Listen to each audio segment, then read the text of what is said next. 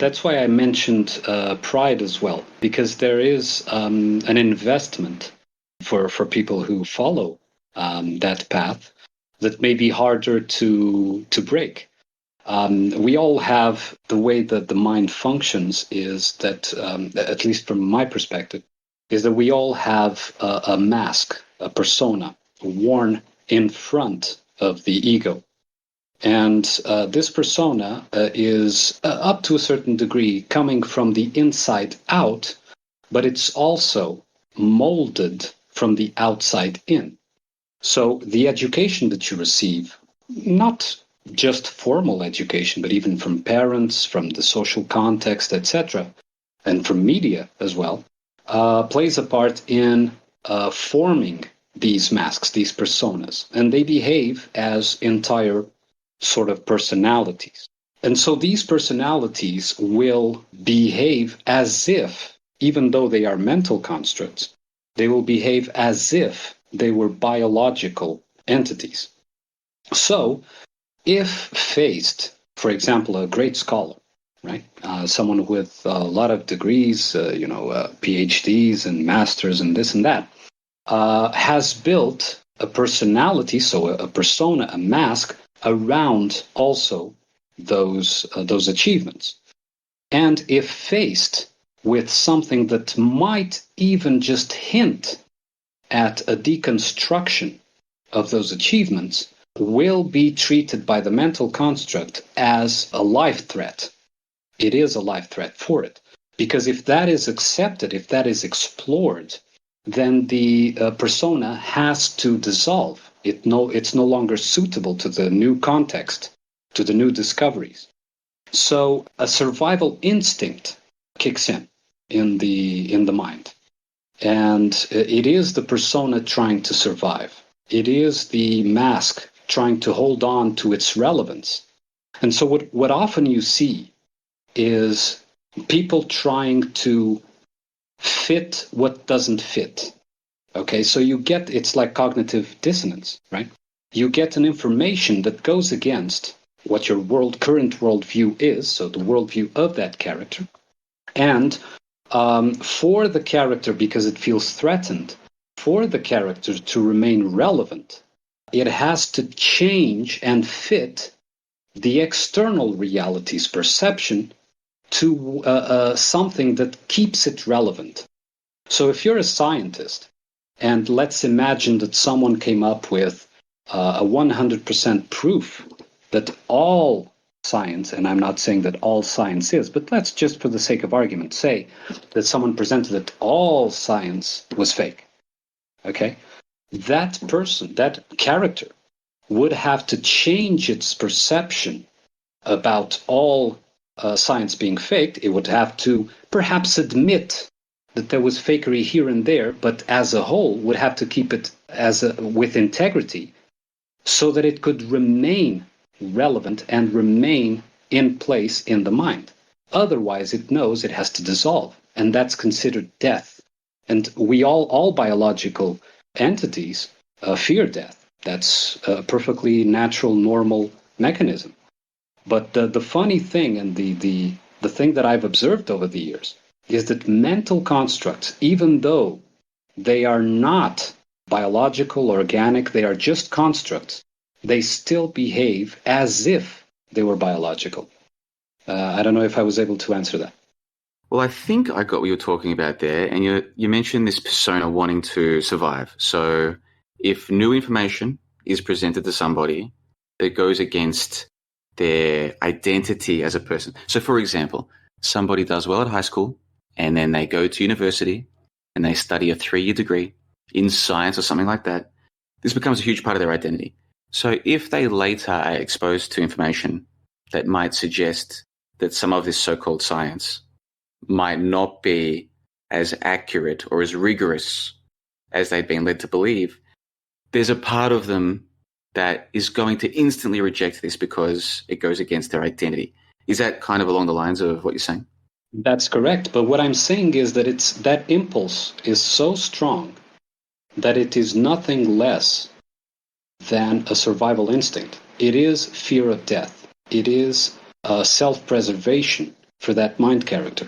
Because the issue is that the ego, if not alert, will tend to identify itself with the character being worn. When it's just a mask, it's just like, clothes that you wear.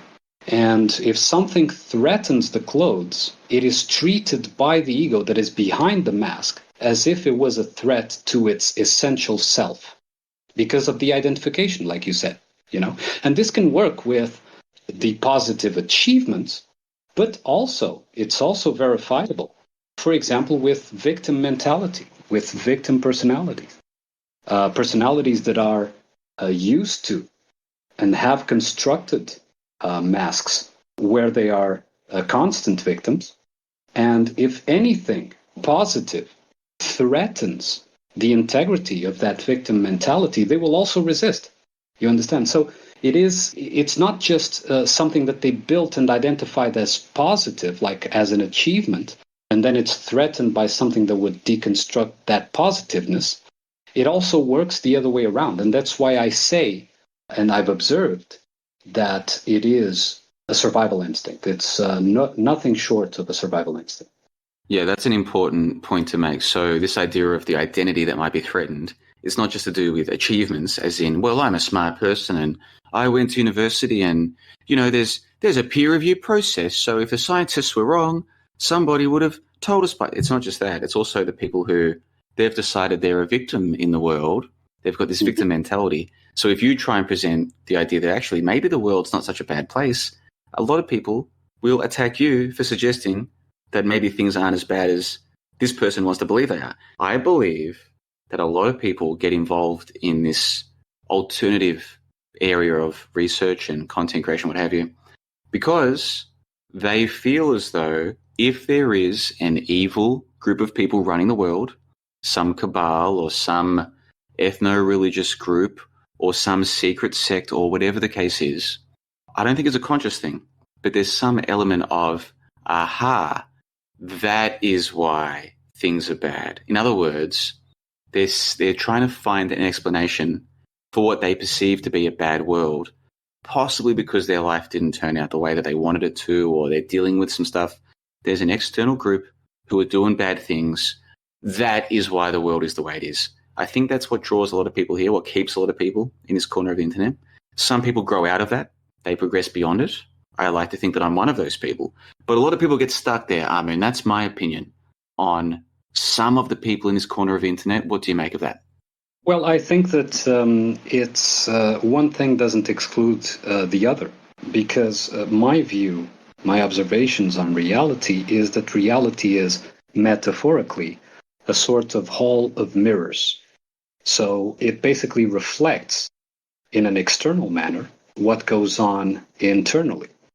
And so the fact that our inside, let's say our internal universe, the fact that it is sort of projecting the external reality to a certain point does not invalidate that there aren't actually people, be them of the playable, this is a metaphor again, playable character kind or non-playable character kind, manifesting those exact scenarios for us. So they are still maintained, this elite group, let's say, whatever they are still maintained by the perception that there is something unacknowledged.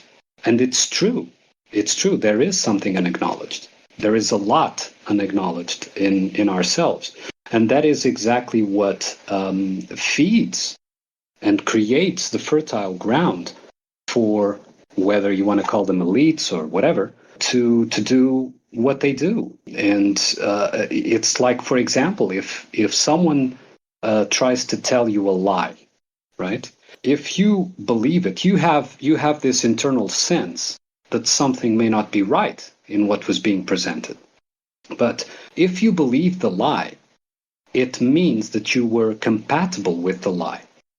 It means that you also told the lie to yourself, so you self-deceive to a certain point in order for that external lie to be validated. and to be taken seriously, to be taken as a fact.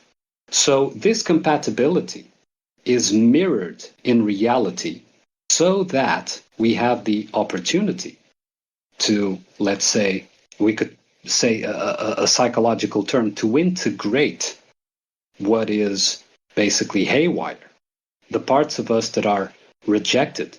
For example, if someone says, I would never tell a lie, that is already a lie. You know, of course we have to tell lies in society, even if it's just, hey man, how you doing? Yes, I'm okay. And that day you may not be okay, but you don't want to talk about it. So that's a lie as well, which does not necessarily mean that there's some evil intent behind that lie.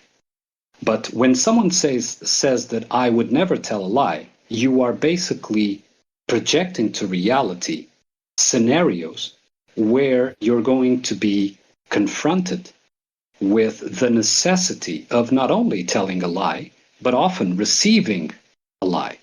And if you receive that lie, it means that you are compatible with it. So you have to observe. And then you do that self-contemplation.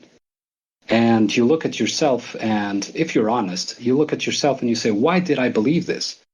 And then you almost inevitably, eventually, if you're honest, come to the conclusion that I believed it because I lied to myself. You understand? And that is, although it's in time, because the external lie came first, it was already there inside you as a potential, and therefore it manifested. You understand? So it's the same thing with these groups, whether elites, so on and so forth. I mean, we even have one of the ethnicities that is heavily discussed that I won't name. I don't know if algorithms will affect your show or not. I don't want to bring anything that might affect the algorithms. But that ethnicity has inculcated in its internal indoctrination a sense of victimhood, a sense of external and eternal prosecution or persecution. And so that builds a perception that is then verified in the external reality because it was there in potential before. You understand? Those same people that you're talking about, if we're talking about the same people, they are raised from a young age to genuinely believe that the rest of the world wants to kill them, and that their ancestors were driven out of some place thousands of years ago and had to march through the desert or something, and that they are God's chosen people, but for some reason nobody else seems to see it that way, and that they're in constant threat of being killed, and that 80 years ago some guy in the middle of Europe actually was on a mission to kill them all and did kill millions of. So in other words, if they're raised to believe all of that, and I believe they are raised to believe that, you can't blame them for believing it. That's what they were brainwashed with from a young age. Like, if you raised me to believe that, I would believe that. If you raised me from a young age to believe that my people were persecuted for thousands of years, I would believe it. So of course they believe it. It's not really their fault, is it? No, but in the same sense that we were also, in a sense, forced to believe in reality as a structured, presented worldview. We also had the opportunity, and not just one, had the opportunity to take that leap, let's say, of observing it from a different standpoint. And that is what deconstructed that previous perception. So they also have opportunities for that. Certainly, it's much harder when you're in a cult-like group mentality where everyone keeps everyone else in check, but the opportunity is still there. So there is personal responsibility. You know, it's not because people were brought up this way that they do not have responsibility. They do. The opportunity will keep coming and coming and coming until, well, it's either listened to, it's either addressed, or if it continues to be ignored, it will just grow in strength. It will grow in intensity until it may even cause a reality explosion, in a sense, of course, metaphorical sense. Reality explosion in the sense that it's something that you can't escape any longer, you know. but responsibility is there.